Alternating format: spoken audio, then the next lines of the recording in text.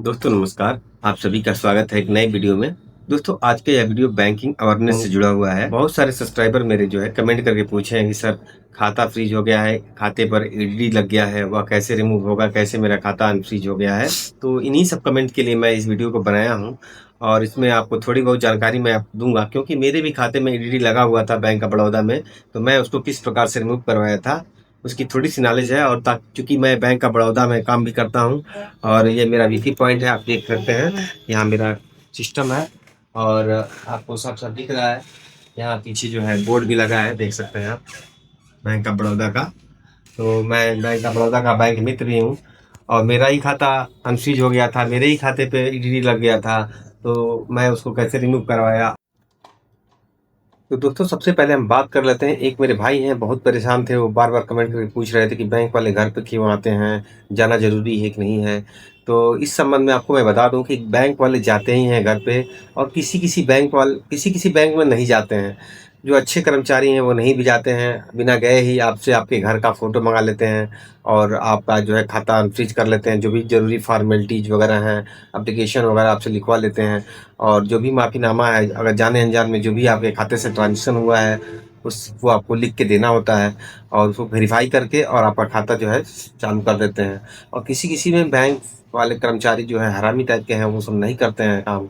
आपको परेशान करते हैं, आप बार-बार जाते हैं बैंक में तब भी आपका खाता अकाउंट नहीं ओपन करते हैं। आपको परेशान करते हैं, सही जानकारी नहीं देते हैं कि क्या-क्या डॉक्यूमेंट लगेगा और किस प्रकार से आपका जो है खाता अनफ्रीज़ होगा। तो मैं आपको बता दूँ कि ये खाता अगर आपका स्टूडेंट अकाउंट है या कि कोई भी किसी प्रकार का आपका अकाउंट है और उस खाते से ट्रांज़ैक्शन हुआ है और वो खाता जो है ईडीडी में अनफ्रीज़ हुआ है, तो उसको ओपन करवाने के लिए सबसे पहले आपका एक पैन कार्ड लगेगा और पैन कार्ड के साथ ही आपको एप्लीकेशन देना होगा कि जो भी ट्रांज़ैक्शन हुआ है जेन्युइन हुआ है। बैंक वाले के ऊपर डिपेंड है, वो चाहें तो आपके बिना घर गए ही खाता जो है आपका ओपन कर देते हैं। आपसे एप्लीकेशन लिखवाते हैं और खाते में जो ट्रांज़ैक्शन हुआ है उसका डिटेल लेते हैं कि भाई ये किस प्रकार का ट्रांज़ैक्शन हुआ है, जो भी आप ट्रांसफ़र किए हैं। और ट्रांज़ैक्शन की वजह से ही जो है ईडीडी लगता है आपके खाते में, बाकी कोई वो नहीं है। उसको क्लेरिफ़ाई करना होता है और सारे पोर्टल पे अपलोड करना होता है। बैंक का जो पोर्टल है उसपे सारा डिटेल मेंशन करना होता है कर्मचारियों को, तभी आगे फॉरवर्ड करने पे आपका खाता जो है अनफ्रीज़ होता है। तो इसमें कोई घबराने वाली बात नहीं है दोस्तों, यह एक नॉर्मल प्रक्रिया है और इसमें जो है थोड़ी बहुत आपसे पूछताछ होगी। आपके अगल-बगल बैंक वाले जाके भी पता भी कर लेते हैं आपका कि कैसा आदमी है, किस तरह का ये व्यवसाय है, किस प्रकार का कारोबार है।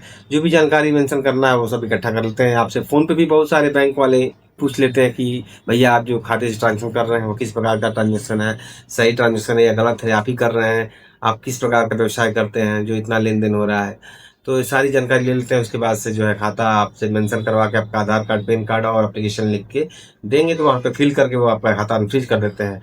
बाकी कोई बात नहीं होती है, क्योंकि जब भी आप कोई अकाउंट खुलवाते हैं नया, तो उसमें जो है आपका जो है इनकम आप सोर्स जो है कुछ और दिखाया जाता है या फिर सही तरीके से ना भर जाता है, ज़ीरो भर दिया जाता है स्टूडेंट वाले में और अब पता चलता है कि आप 2, 4, 5 लाख रुपए खाते से महीने में ट्रांज़ैक्शन कर देते हैं यूपीआई के द्वारा, तो फिर आपके खाते पे ईट तो लगना तय है।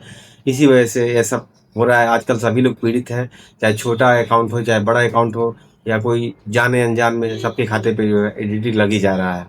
तो यही प्रक्रिया है दोस्तों अकाउंट ईडीडी हटाने का, बाकी कोई प्रक्रिया नहीं है। आपको बैंक में विज़िट करना होगा, कर्मचारी अच्छे होंगे तो आपका अकाउंट जल्द से जल्द ओपन हो जाएगा। अगर कर्मचारी अच्छे नहीं होंगे तो आपको परेशान करेंगे, आपके घर जाएँगे, आपसे आपसे रेशनल जानकारी लेंगे कि जो भी आप काम किए हैं, गेम खेले हैं या किस तरह का विथड्रॉल है आपको बताना पड़ेगा।